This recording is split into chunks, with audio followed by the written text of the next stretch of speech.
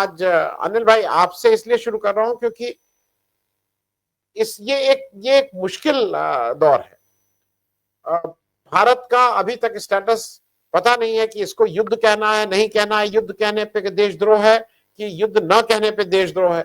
ये cease fire हुआ है, अगर सीज फायर कहिएगा तो देशद्रोही कहलाए जाएंगे, या ये अंडरस्टैंडिंग ऑफ सेसेशन ऑफ क्या है वो उसको कहिएगा। तो मतलब अभी तक बहुत क्लैरिटी भारत सरकार की तरफ से नहीं आई ये हुआ क्या है, किसने कराया है, क्या नहीं है। लेकिन जो फैक्ट हमारे सामने है कि 26 लोगों की हत्या आतंकवादी कर जाते हैं, उसके बाद वो हवा में गायब हो जाते हैं, उनको आज तक हम नहीं पकड़ पाए। उसमें कोई चर्चा नहीं हो रही। चर्चा हो रही है कि हम तुम्हारे दांत खट्टे कर देंगे, तुम्हें मजा चखा देंगे, तुम्हें रोटी की जगह गोली दे देंगे, इस तरह की बातें हो रही है। जो 7 डेलीगेट, और मैं इसलिए पूछ रहा हूं अनिल भाई कि आप पाकिस्तान के ऊपर एक बम नहीं गिराएंगे, आप उसके ऊपर एटम बम गिरा देंगे, एटम बम का बाप गिरा देंगे, आप पाकिस्तान का नामो निशान मिला देंगे। लेकिन आपको किसी स्टेज पे तो आके पाकिस्तान से बात करनी होगी, चाहे आज करिए, चाहे कल करिए, चाहे कभी करिए। तो ये जो मोदी जी रोज एक पाकिस्तान और पाकिस्तान के नागरिकों को जो चैलेंज कर रहे हैं और कर रहे हैं, इससे क्या आपको लगता है कि हमारे रिश्ते या जो भी बॉर्डर में टकराहट है उसमें कमी आएगी? पाकिस्तान डर के दुम दबा के बिल्कुल बैठ जाएगा कि भाई देखिए मोदी जी ने कह दिया है कि आपकी रोटी की जगह गोली आएगी, या पानी हम रोक देंगे। इस बात को जो बार बार कर रहे हैं, उससे चीजें आसान हो रही हैं, या India as a country, as a राष्ट्र, हमारे जो भी आने वाला, जो भी उसको बैठ के करेगा, मोदी जी करें या मोदी जी अमित शाह करें या कोई भी करे, उसके लिए ज्यादा मुश्किल हालात पैदा कर रहे हैं मोदी जी अपनी इस बड़बोलेपन को बार बार कहने से। अनिल भाई इस पे जरा आप समझ। मुझको लग रहा है क्या कि हम लोग ये समझने में गलती कर रहे हैं कि वो बड़बोलापन है, वो एक सोची समझी, मेरा थोड़ा सा गला खराब है, माफी चाहिए। एक सोची समझी रणनीति के तहत जो है एक आइडियोलॉजिकल फाइट में है, वो एक युद्ध लड़ रहे हैं। जो हिंदुस्तान हमने बनाया था गांधी जी और मतलब पूरा इंडिपेंडेंस स्ट्रगल के आधार पे, उससे वो युद्ध लड़ रहे हैं। वो पाकिस्तान से युद्ध नहीं लड़ रहे हैं। वो जो आइडिया ऑफ इंडिया जिसको हम लोग बोलते थे, उससे युद्ध लड़ रहे हैं और एक युद्ध में है। हम लोग इसको स्वीकार नहीं करना चाहते हैं। हमको लग रहा है क्या है कि ये क्या है, इसमें लॉजिक क्या है? लॉजिक है क्या कि जो लोकतंत्र हमने बनाया है उस लोकतंत्र को खत्म करना है। उस लोकतंत्र के खिलाफ आरएसएस का युद्ध चालू है। अभी तो इंटरव्यू आया है उनका हिंदू राष्ट्र बनाने के बारे में, और वो ये युद्ध 1925 में शुरू हुआ था। उस युद्ध के सिपाही हैं वो। और इस युद्ध एक जो आरएसएस या हिंदू महासभा को तो उतना नहीं कह सकते उस हिसाब से, लेकिन आरएसएस के बारे में क्लियर है कि आरएसएस ये युद्ध जो है, जो इंडियन स्टेट, जो स्टेट हमने गांधी जी, भगत सिंह या जो भी पूरा है, उसमें सारा कुछ आ जाएगा। और उसमें सिर्फ वो नहीं आएगा, उसमें बेगम अख्तर भी आ जाएंगी, उसमें क्या कहते हैं आपको साहिर भी आ जाएंगे। पूरा साहित्य समाज जो भी हमने बनाया, एक भारतीय समाज बनाया, जिसका कि जो वही भारतीय समाज था जिसको आप कह रहे थे कि भारत की इज्जत है, नेहरू ने बनाई। वो इज्जत यही थी कि हम एक अहिंसा वाला मुल्क है, एक डेमोक्रेसी है, सबसे लार्जेस्ट पॉपुलेशन वाला डेमोक्रेसी है। और दूसरा है क्या, युद्ध लास्ट ऑप्शन हमारा है, हम जो है मजबूरी में ही लड़ते हैं। ये सब हमारा जो थे ये था, उसका वो एक मतलब जो इंडियन स्टेट की फिलॉसफी जो थी, उसका जो आधार था, उसके खिलाफ वो लड़ रहे हैं।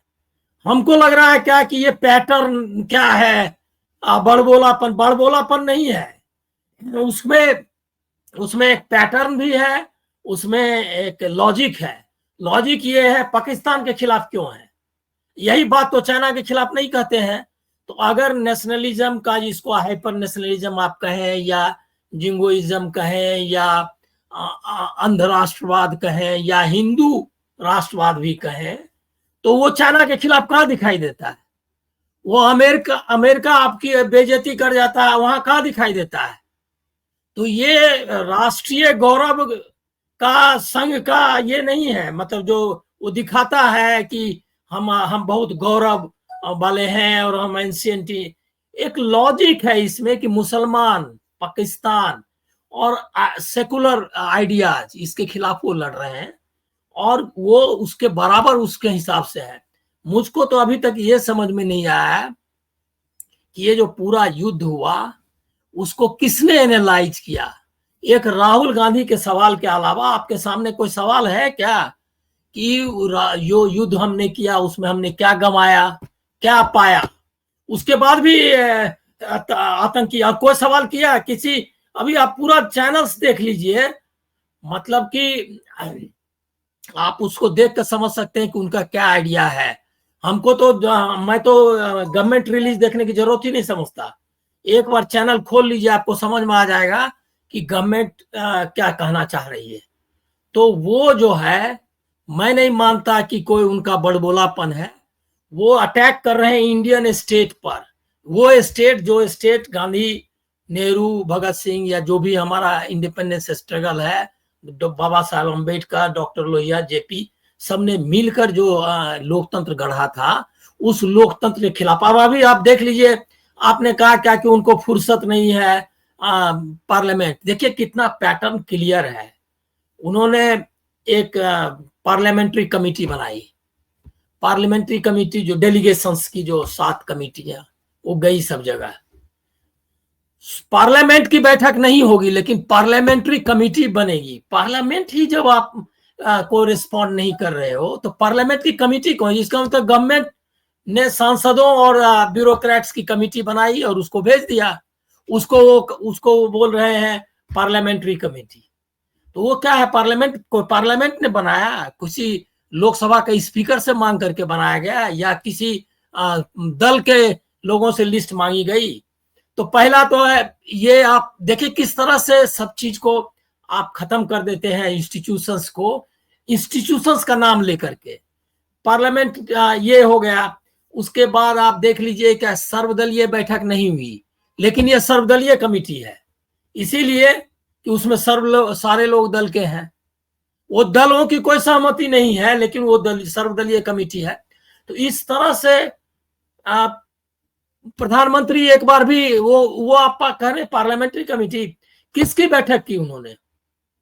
न सर्वदलीय बैठक की, न पार्लियामेंट की बैठक की।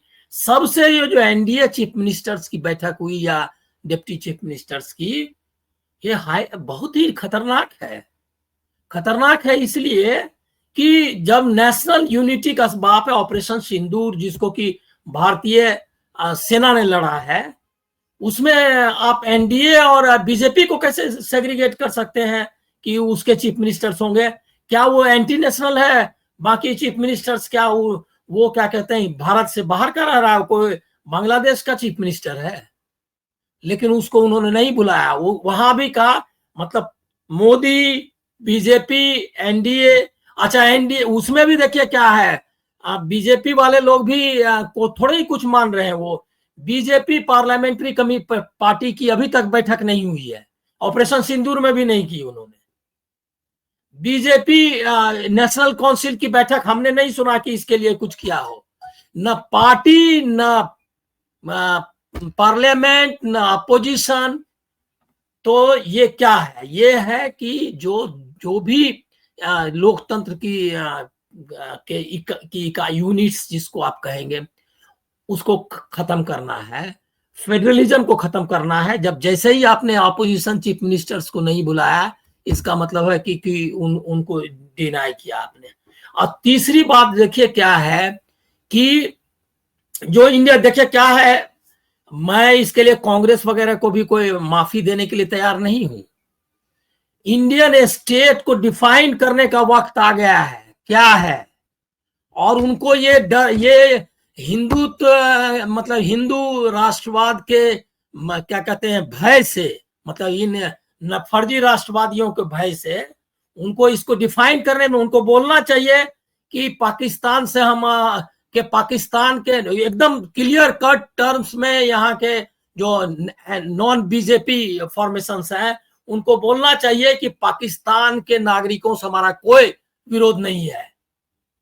ये बात बोलना चाहिए। ये यही इंडियन स्टेट है जिसके लिए हम जाने जाते हैं, और इससे डरने की कोई बात नहीं है। पाकिस्तान का जो टेररिस्ट है, टेररिस्ट स्टेट है, वो उस स्टेट को चलाने वाले जो पीछे खड़े लोग हैं, चाइना है या अमेरिका है, उसके हम खिलाफ हैं। उसको बोलना चाहिए कि वो जो मिलिट्री रूल है इसके हम खिलाफ हैं। और वो और आपको आश्चर्य होगा कि हिंदुस्तान की पॉलिटिकल पार्टीज या इंटेलेक्चुअल्स यहाँ ये बोलने में डर रहा है, लेकिन पाकिस्तान में नहीं डर रहा है।